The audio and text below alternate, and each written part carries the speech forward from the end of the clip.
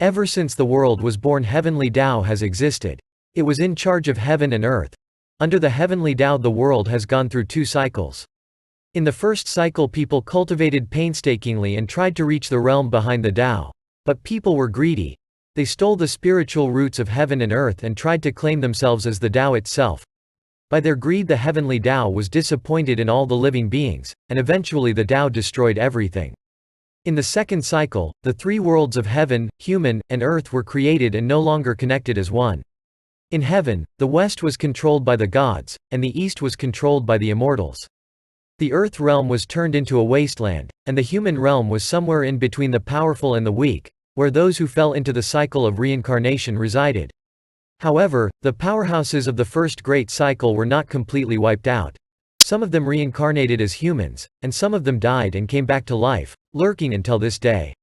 All of them have the same purpose: to embark on the road of destiny and challenge the heavenly Tao. The heavenly Tao was awakened and greatly angered, bringing down the mighty thunder for the second time and destroying the world. Now, the world is entering the 3rd great cycle, and thousands of years have already passed.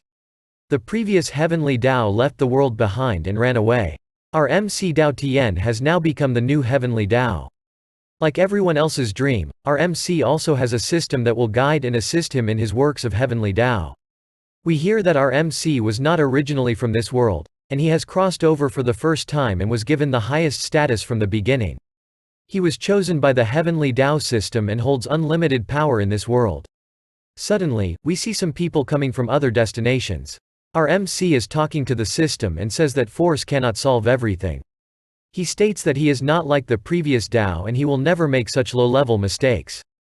On the other side, people cannot see the system and think that the MC is talking to himself. Suddenly, we hear something from behind the man, and when he turns back, to his surprise, there was a 4th-rank dragon coming their way. They began to run in fear, but our MC stands still.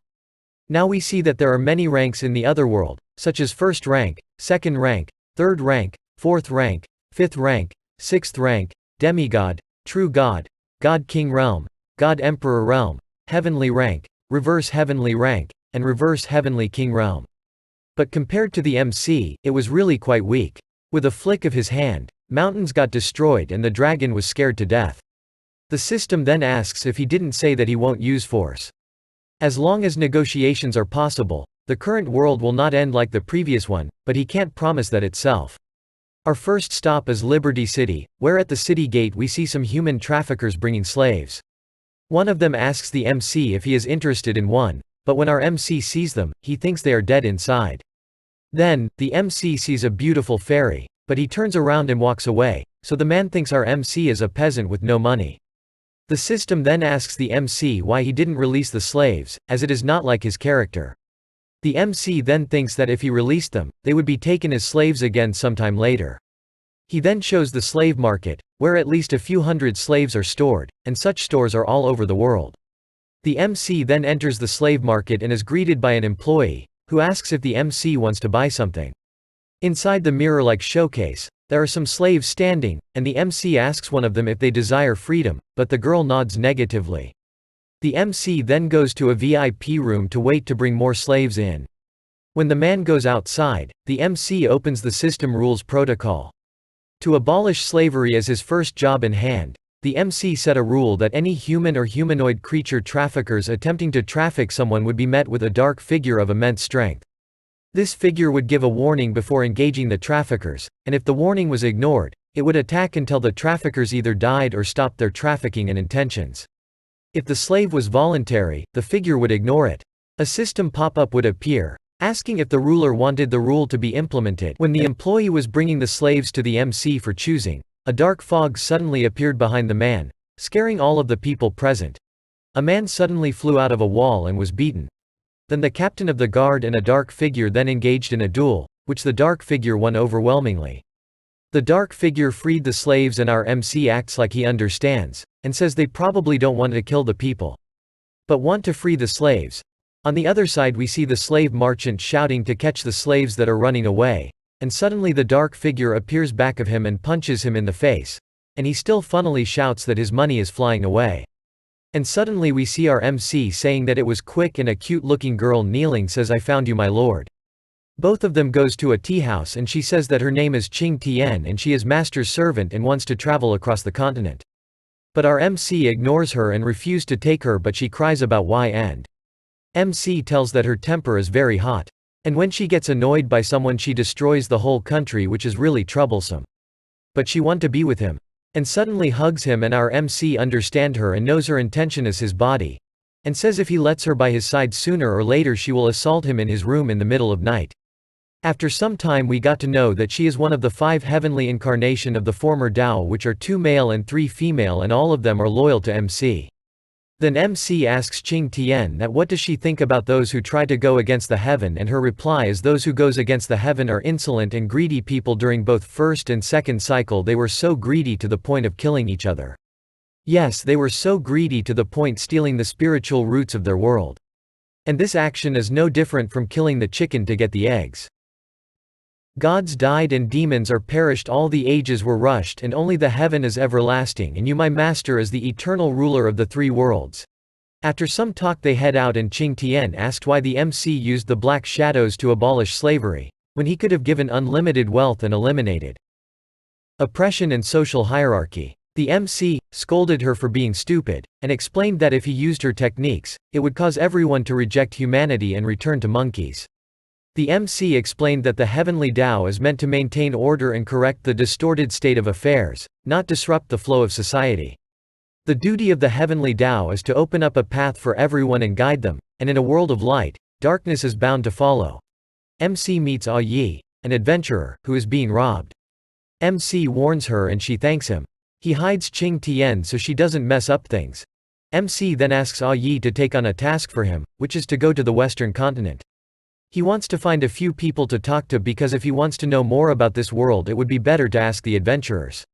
Ah Yi introduces MC to her party, which consists of a Taoist and a priest, and they all embark on their journey.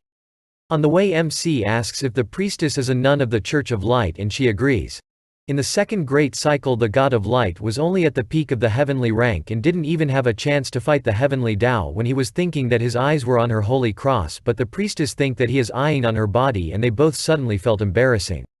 On the first cycle God of Light was killed by Qing Tian and the system tells him that on the first cycle Qing Tian had killed more than 80 heavenly ranks, and if you ask her about God of Light she will probably tell that she forgot who that is. Suddenly the Taoist asks MC that doesn't he have escorts? But MC replies that they are not as strong as him. The Taoist says sure enough young master's aura is so restrained that it's almost completely disappeared and he can hardly feel any presence. But a ray of the protagonist's aura travels to the underworld and one of the heavenly incarnations who is tied on chains senses it, realizing it is her master's aura. The protagonist learns that his servants sensed him and he was too careless on the road. The slaves get their freedom and are sitting beside the road. They are probably here because, after the dark shadow appeared and beaten those slave traders they have nowhere to go. This people have nowhere they belong anymore. This is a nightmare for slave traders and many people died at the hand of the dark figure. The priestess says. Although the church forbids slave trading, the action of the dark figure are also radical. But Ah Yi interrupts her and says that she always wanted to beat those guys. So MC asks them if what the dark figure is doing is right or wrong. The Taoist says that it's right. Think about it compared to long-lasting misery. The sacrifices are only temporarily, they may have lost their shackles but in return they've gained a future. But it's unfortunate that the dark figures did not save those who were being sold. At their misery the priestess prayed to the God of Light. But MC says what's the point of that, she can't save this people. After hearing this the priestess gets agitated and says the God of Light is a benevolent God and she will sooner or later save the world from all its misery. No she can't. Ah Yi interrupts them and get this matter settled. But he was not joking. The God of Light can't even save herself. They talk something about but they also don't believe in the God and it would be best if they don't rely on gods and fight for themselves. MC thinks the Eastern continent deserves recognition for this kind of thinking. Then the priestess interrupts them by saying, how will you guys explain that some remote countries are using living sacrifices to create rain? Don't Taoists have spells to create rain? An exceptional 5th rank master can't even create rain, let alone create rain for a whole country. MC says just let a 3rd ranked Taoist draw a flying ice talisman and after letting the ice meet the clouds, it will rain. After hearing his words the party laughs at him saying he's so humorous. At their action Qing Tian gets angry and get ready to kill them but MC stops her. by his hand. Unfortunately his hand was in wrong place, thinking why is she so quiet this time. He turns, and sees her lustful eyes. Afraiding her assault at night, he quietly makes a rule that prevents Qing Tian's night attack.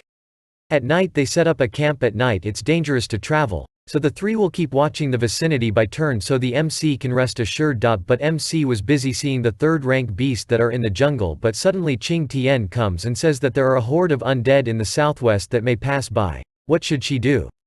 MC after saying don't do anything and stand by, I'll be sleeping. But in the eyes of Qing Tian we see lust coming. But suddenly a card comes to her face which says that night attacks are prohibited, do at your own risk. In the middle of night we see both Ah Yi and the Taoist talking their love and thinking of marrying each other. After the mission is over, but suddenly they see the group of undead legion. MC asks the system, doesn't this world have reincarnation? System says yes, the cycle is broken. At the beginning of the first cycle, the former heavenly Tao used its own power to evolve reincarnation to balance yin and yang, and at end of the first cycle reincarnation was broken by two reverse rank powerhouse. They tried to break the heavens, but then an influx of chaotic energy flowed into the main continent and caused many casualties, which helps MC to understand the former Tao. On the other hand, the undead found them. Ah Yi was shocked, how can an undead talk? Priestess was scared that they might die here. Countless third-rank undead and undead soldiers. At this sight the priestess was broken and started saying the god exists, the god will save her. MC don't like when someone kneels.